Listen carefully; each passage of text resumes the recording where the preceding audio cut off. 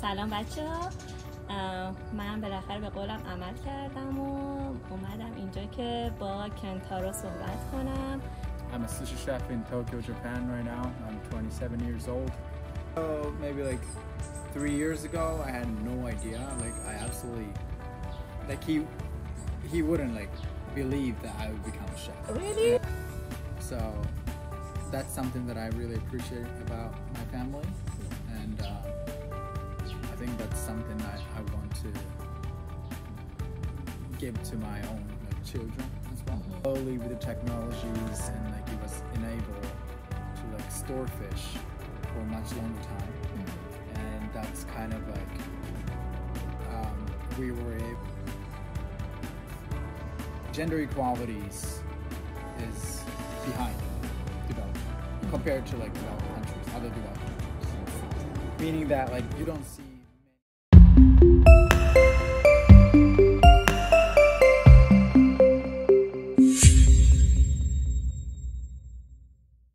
سلام بچه ها، من بالاخره به قولم عمل کردم و اومدم اینجا که با کنتارو صحبت کنم.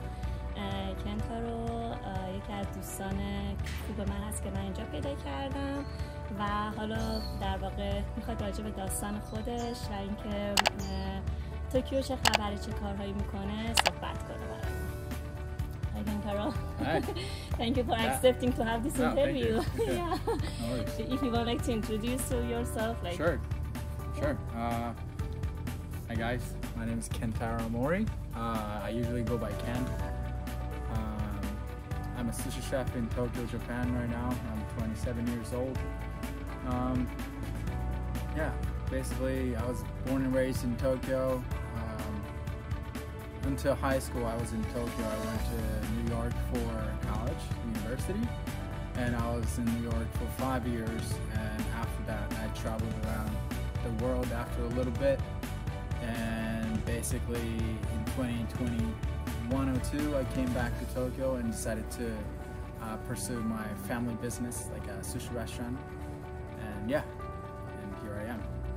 Perfect. So the first question that comes to my mind is that you did your college in New York. Right. So why did you decide to come back?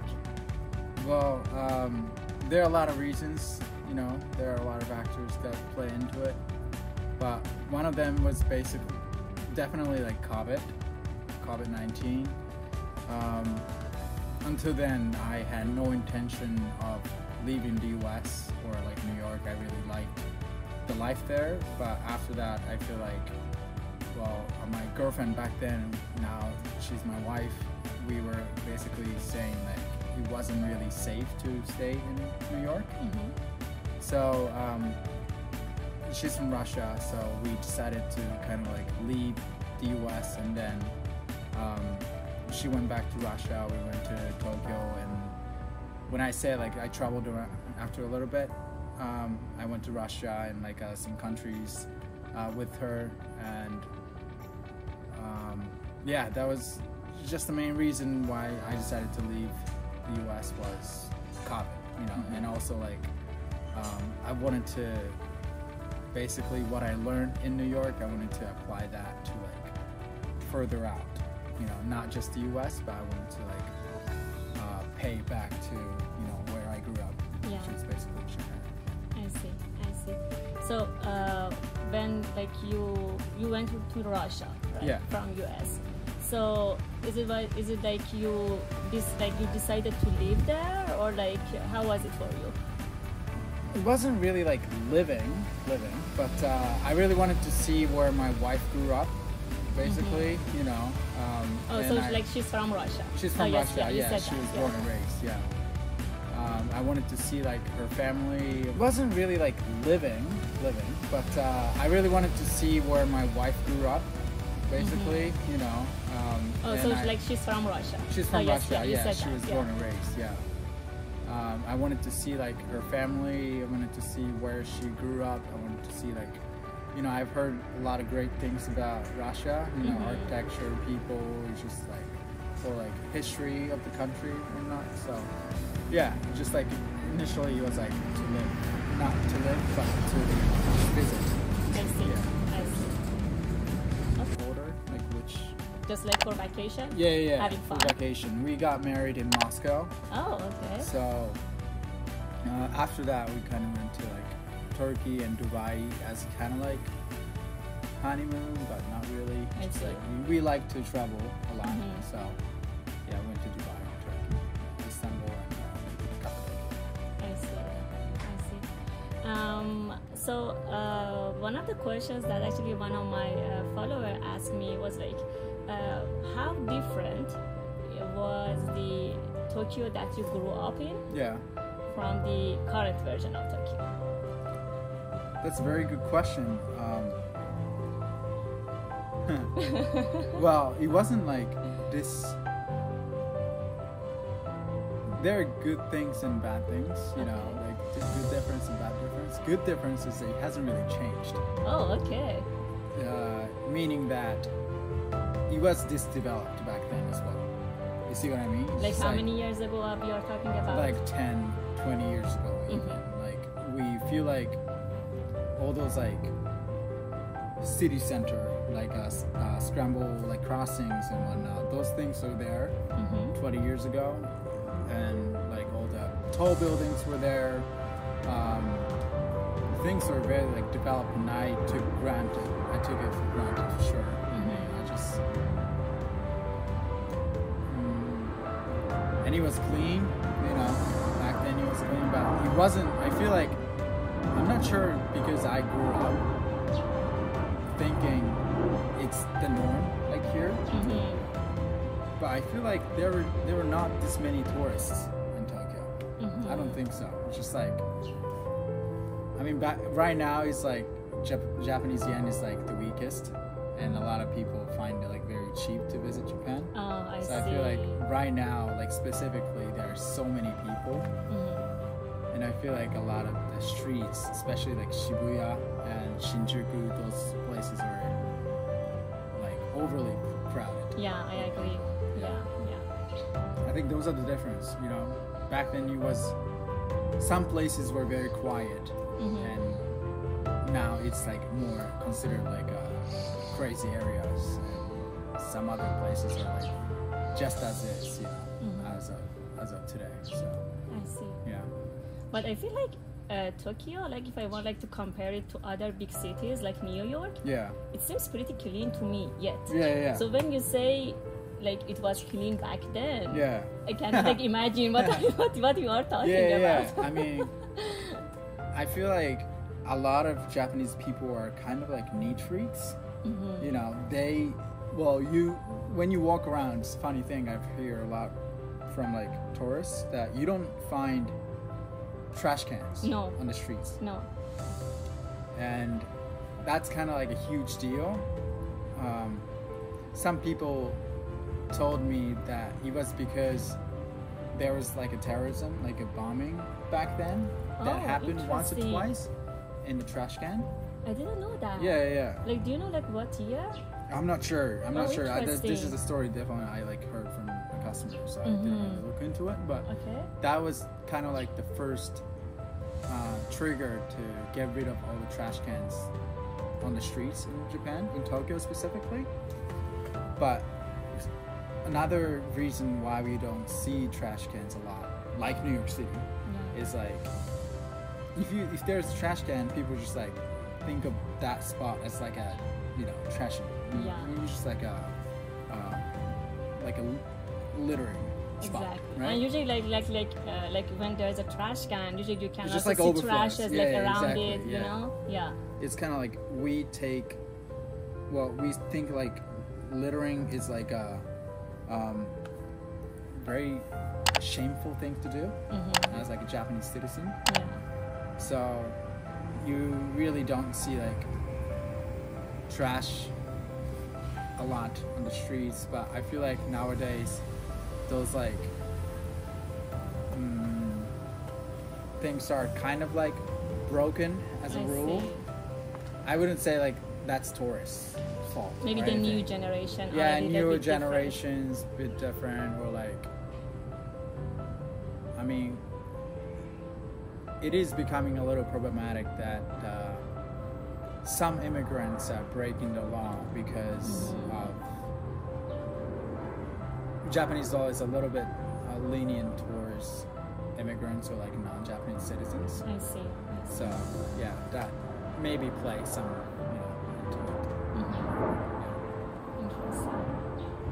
Another question that one of my followers asked me was like, did you ever like get punished at school when you were a kid? And what about the new generation? Is it like there's any kind of punishment in Tokyo's schools? It is getting much easier. Not easier meaning that like a physical punishment is not there anymore, right? Was it there when you were a kid? 100%. Oh, really? Were you ever punished? Well, it is kind of like yes. Okay. It is kind of like when I was growing up, it was kind of like changing period where things are changing. Like physical punishment was like slowly becoming like seen as like not acceptable, and I think, well, when I was little, I would play baseball, which was like very like kind of like old-fashioned, old school like way of like education was still there. So like slapping your face and or like that kind of stuff was still there. I see. But I think a little younger generation than I am, they probably wouldn't experience the same thing, growing up. So, but I was not a very good kid. Okay. I don't see that. No, I wasn't. By no means. So I was quite handful. So yeah, when I did something bad, it's cute, but it's bad. Yeah. Yeah. I got punished in a way, yes. I see. Yeah. All right. Another question that again one of my followers asked me, and it's kind of really deep question. Was it like? It seems like there's a hierarchy in Japan. Yeah. I mean, like even in terms of maybe like gender. Gender. Okay. Yes. Yeah. So it seems like there are a lot of opportunities like for men compared to women, and I feel like I haven't been like in many places in Tokyo yet, but like walking in Shibuya or Shinjuku or other areas, I also had that kind of feeling. Right. I didn't see like anything specifically, but I just got that feeling. Is it real, or like how do you see it in Tokyo? It's a very good question. I think there are like different topics that we should talk about when it comes to like gender or like sex in general. In Japan, gender equalities is behind development compared to like developed countries, other developed countries. Meaning that like you don't see many female executives in a big company or like companies in general. I see. I think that can be improved 100%. I think female, like being a woman shouldn't be a factor whether or not you're good in a company or not. And another thing is that in terms of safety, right, gender don't really matter, I think. Women can walk around themselves on the street at night. Yeah. You don't feel very like, endangered. No. Or I didn't have that feeling. Yeah, so I think that way Japan is a very good place. But, in terms of like professional field, I think there are a lot of improvements that have to be made. And also a lot of like Japanese men still have, especially older generations, they have like women should stay at home and like cook for them kind of mentality. I see. I think younger generations is like much better in that way. Like, like younger men, like they are willing to cook in a family, like cook at home and like do laundries and whatnot. But still like that kind of like difference between like roles as like men and women. Yeah. I think they are still there. So I think in terms of hierarchy, professionally, we can do a lot better.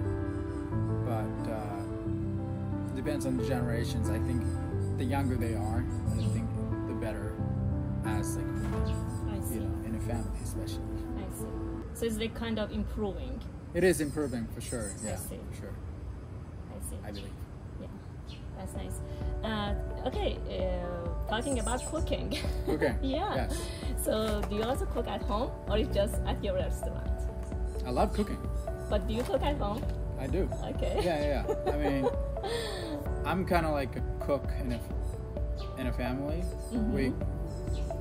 Us specifically, like personally, we take like different roles. Let's say like my wife likes to keep things neat, right? So like she likes cleaning up and like make things tidy and whatnot. So she's usually in charge of those things, and when I'm at home, I usually cook, do dishes, and maybe like make. Yeah, the other day I made a kitchen shelf.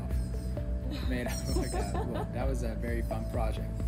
So that kind of stuff. We kind of like, we don't have like specific rules like who should do what. Yeah. But I think we are pretty good at communication. Mm-hmm. Like, I'm pretty tired. Can you like do this and do that? Good for you. Yeah, we are. I think in that way, I think we're doing very well as like spouses. Yeah. I see. How many siblings do you have? Is it only you or? I have a younger sister who's like 9 years apart, so we're pretty like young. Yeah. I see. So how did you like decide to become a chef after having like your education in New York? Yeah. How did that happen? Up until maybe like 3 years ago, I had no idea. Like I absolutely, if I told myself like 3 years back, like he wouldn't like believe that I would become a chef. Really? You know what I mean? Just like that was like that kind of like epiphany for me back then. It just, I didn't explain about my former job. I was working for a startup of like a Japanese whiskey promotion company, and that kind of got me into Japanese craftsmanship.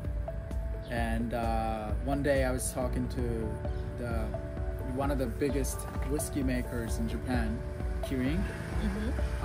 Kirin's master blender, and he basically really inspired me to like join the craftsmanship world myself. Just like right now the AI and all those like digital techniques are like developing. I feel like what we have to preserve as humans are like those craftsmanship, like things making. Yeah. That's like something that computers never can imitate. No. Those things. Especially Japan is known for those like ceramics and like cookings and whiskey making. Just anything. Just like we're known for those like very attention to details and whatnot. So I felt like I would really enjoy being in that industry and just offering things that I love and bring smile to like customers. I feel like that was the epiphany I was talking about, and I had that 3 years back, and basically that kind of made me talk to my dad and decided that I wanted to pursue my family's legacy. How was he feeling when you He was told him surprised. I mean, he was like, but he never said no. He never said like it's gonna be tough or anything. I think he was very open-minded to like what I wanted to do. He, like my family always have been like, just very supportive of my like actions and like my decisions. So that's something that I really appreciate about my family, and I think that's something that I want to give to my own like children as well. Yeah, so I'm basically fifth generation now. Wow. You know? So Fifth generation. Yeah, my dad is a fourth generation sous chef since 1887. So 1887. 1887. Wow. It's been a long time. It is, Yeah. indeed.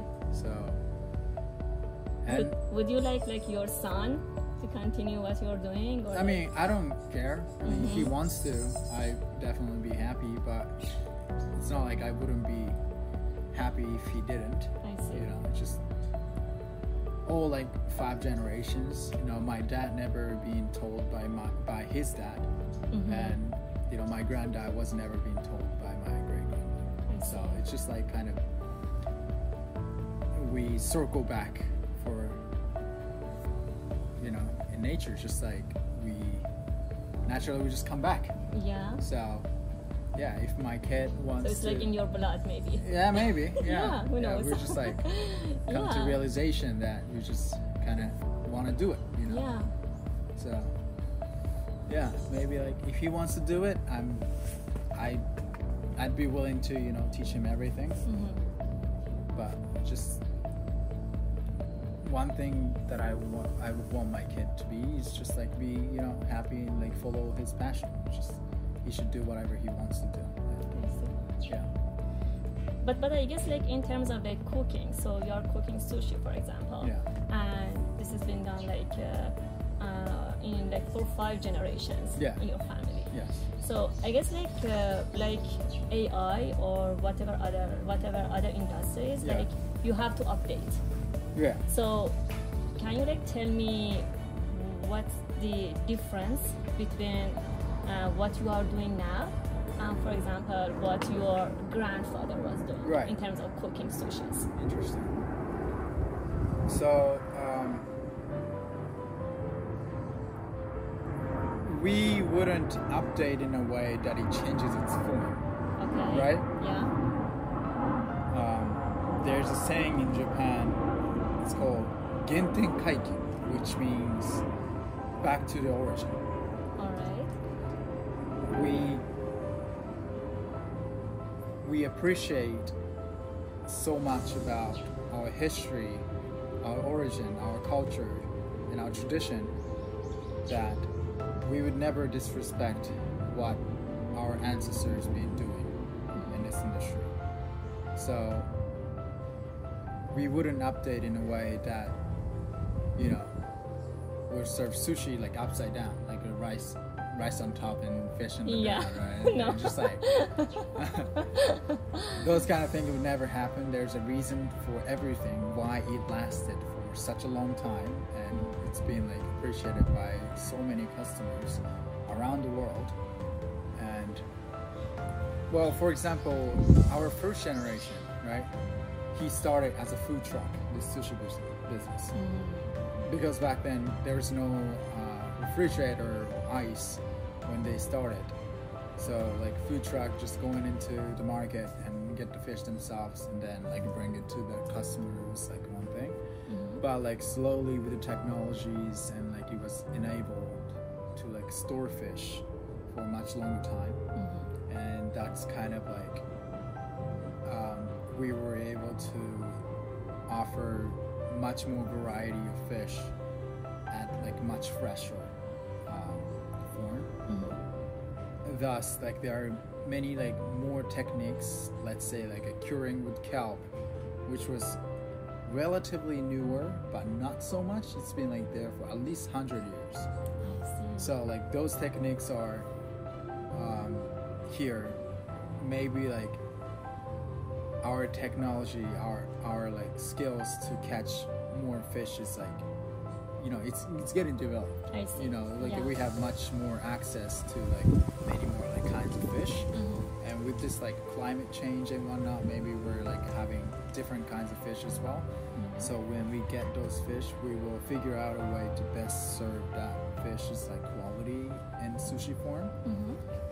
But other than that, I don't think there will be like that much of a difference when you compare it to like what my granddad was doing. So yeah, just like when it comes to update or like over time, we should really focus on like not changing it.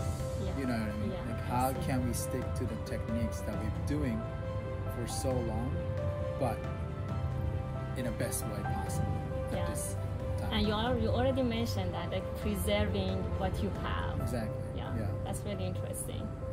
Okay, and now I had one of my best sushis in your restaurants, Oh, wow. honestly. Thank you very Yeah, much. and I'm gonna definitely try it again. So I'm having like my friends over in 2 weeks, and I'm definitely gonna be back. Oh, yeah, wonderful. for more sushis. What is your secret? What is my secret? Yeah. Well, my dad always says is, you know, having delicious sushi is kind of like a foundation. You know, it's not everything. Mm-hmm. Making the atmosphere of the restaurant very comfortable for everyone, and make that place very inclusive, so that people don't, like customers don't feel left out. Mm-hmm. And when you go to like some restaurants are very intimidating, like sushi restaurants. They are. I And they're agree. like I've been there. Yeah. Yeah. So I think that's one way, like one style of doing, like, you know, for them to do their sushi. So that's fine. But for our belief, that's not the way we want our restaurant to be. It's just like very inclusive, very friendly. You can just like kind of like sit back and relax and just like enjoy the pieces that we serve, you know, enjoy the conversations that we have. And on top of that, the sushi is great. I think that's the best way, I see. you know. And we stick to the traditional techniques. We don't put any sugar in our rice.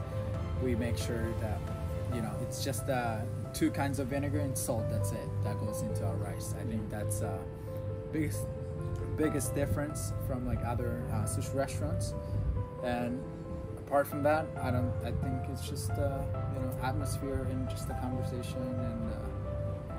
You know, I totally agree with that, and I already told my friends that when I came to a restaurant, to me, it didn't feel like a restaurant. It was like more like I'm sitting in my home, in my kitchen, like having some friendly conversations with my friends, like, and it was really nice. I totally agree, and you're doing really you're doing it really great. I'm glad you feel Yeah, that. and I feel like the way that you're communicating with your customers, I mean, it's really friendly, and it has a big effect on them. I would say that as a customer and as a friend. I'm very glad to Yeah. hear that. It's just that's something that, you know, not just me, but like all the staffs that work for our restaurant, we just like always make sure that, you know, every customer is like well taken care of.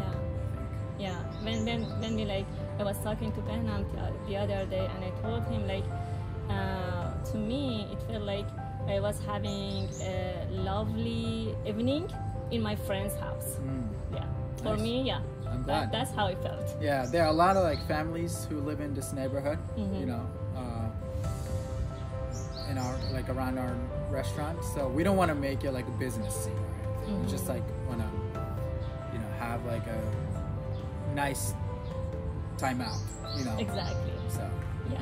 I'm very glad to hear. Yeah, and I've been on those intimidating restaurants that you talked about. Yeah. I mean, sometimes I guess one of the main advantages that you have over them is that you can communicate. That's really important. Like, Right. I mean, many of them, I mean, we cannot get connected because Right. we don't know Japanese and they don't know like English. So maybe that's why like you don't get that friendly vibe.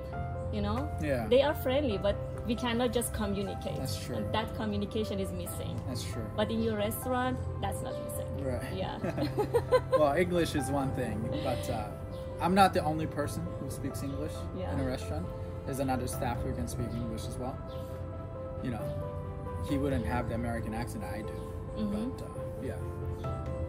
But you're also very friendly. Yeah. Thank you very much. Yeah, sure. All right. So if you have like any anything else to talk to I think our followers, please? Well, thank you again for watching this. But let's just before finish up, let's add some spice here. Okay. Tell us some like funny memories that, like maybe from your childhood, or if something funny happened in your restaurants. Yeah, right. Just something funny. Funny memories. Sorry, I'm challenging you. Yeah, you are definitely. It's off the script. Or maybe a scary memories would be fine. Scary memories. Well, funny memories. You know, growing up, my favorite food growing up was like the freshly made sushi rice. Okay. It's nothing funny about it. It's just I'm already laughing. whenever my dad like makes, so how we basically make the sushi rice is basically right after sushi, like a rice cooker. Okay. We put it into a wooden like how do we call it? Like a tray? Like a tray, like a wooden tray. Or like more like rice mixer, you know, just like a big pot with so we basically put all the rice there, and then we put like a vinegar. Oh, okay. And like we start mixing them together. Yeah, start mixing them together. It's kind of like we call it otsu. And so we mix it evenly, the vinegar into rice, and then it creates like all the rice becomes like a little bit brown in color. So that kind of like shows that it's evenly mixed with the vinegar, and that thing is so good when it's freshly cooked. I see. I mean, we make it like right before customers arrive to our restaurant, so that everything's very fresh and like we can serve it in that form. But when it's like that's like freshly cooked, I was like helping/eating. I see. I was like, my dad would usually like tell me to like fan it to like let go of all the steam that's coming out of the rice.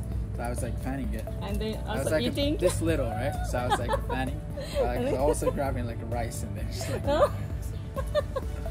that was like kind of like a memory that I have growing up, you know. Do you still do that? No, I cannot do that anymore. I wish I could. That's funny. So that's kind of like a fun memory that I have. Did you ever get punished for that? No. I mean, he understands, you know, it's so good. You cannot get enough of it. So. I see. Yeah. Okay. So, is there anything else that you want to talk about? I don't think so. No? I think I've taught a lot. Yeah. Thank you for having this time with me. No, of course. I really appreciate that. No, thank you very much. Thank you so much. Thanks for having me. بچه ها امیدوارم که از این کانورسیشن هم لذت برده باشین. به امید دیدار. فعلا